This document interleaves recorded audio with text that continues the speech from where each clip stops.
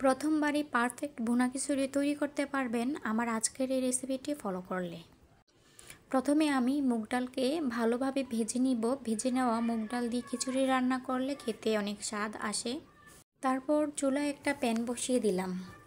প্যানটা গরম হয়ে আসলে আমি হাফ কাপ তেল দিয়ে দিব, 1 কাপ পেঁয়াজ কুচি দিয়ে দিব। এই পর্যায়ে চুলার আঁচটাকে মিডিয়াম হিটে রেখে পেঁয়াজটাকে নেড়ে চেড়ে ব্রাউন কালার করে নিয়ে আসবো। তারপর চুলার আঁচটাকে একেবারে লোতে রাখবো, না হয় পেঁয়াজটা পুড়ে যাবে। তারপর এখানে আমি রসুন বাটা এবং আদা বাটা দিয়ে দিব। এখানে আমি 2 টেবিল চামচ রসুন বাটা দিয়েছি এবং 2 টেবিল চামচ আদা বাটা দিয়েছি। আপনারা আপনাদের পরিমাণ মতো রসুন বাটা এবং আদা বাটা দিয়ে দিবেন। রসুন বাটা এবং আদা বাটাকে আমি পেঁয়াজের সাথে ভালোভাবে মিশিয়ে নিব নেড়ে চেড়ে। এই পর্যায়ে চুলার আঁচটাকে লো হিটে রাখতে হবে, নয়তো মশলাটা পুড়ে যাওয়ার সম্ভাবনা থাকবে। এখানে আমি মরিচ গুঁড়ো, ধনিয়ার গুঁড়ো, লবণ এবং হলুদ গুঁড়ো দিয়ে দিলাম। এখানে আমি সব কিছু 1.5 টেবিল চামচ করে নিয়েছি।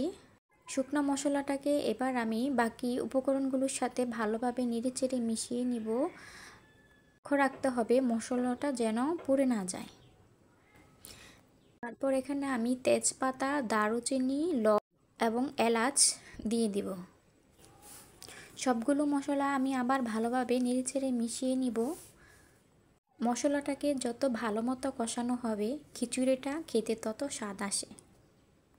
আগের থেকে ধুয়ে রাখা চাল ডালগুলো আমি এখানে মশলার সাথে অ্যাড করে দিব।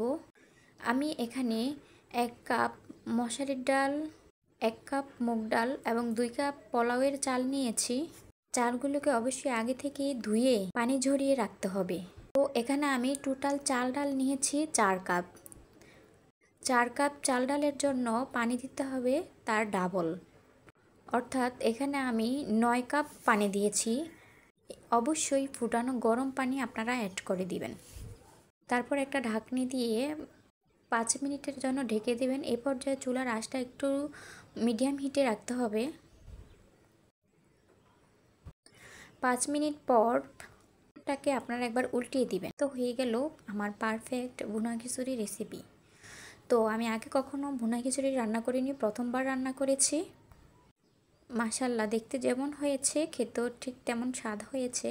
তো আপনারা যারা আমার মতো নতুন রাঁধুনি আছেন, আমার আজকের এই রেসিপিটি ফলো করলে আপনারা নিজেরাও খুব সহজেই বাসায় ভুনা খিচুড়ি রান্না করতে পারবেন।